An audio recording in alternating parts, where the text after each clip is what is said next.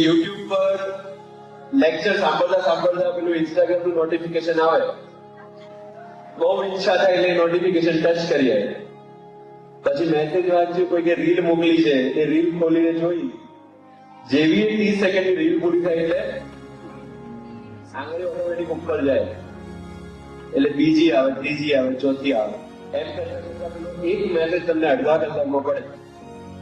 આગે ના બસ અહીંયાથી નુકસાનની શરૂઆત.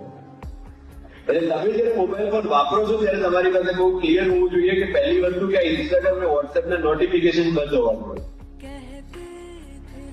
નોટિફિકેશન બંધ હોવા જોઈએ, કારણ કે નેટ યુટ્યુબ નો વિડીયો જોવા માટે તો ઇન્ટરનેટના કારણે નોટિફિકેશન તો આવશે, બરાબર. મેં સંયમ રાખીને નોટિફિકેશન બંધ કરી દીધા છે અને માત્ર 1 કલાકના વાંચન પછી હું નોટિફિકેશન ખોલીને જોઉં તો મને નુકસાન થવાની શક્યતા ઓછી.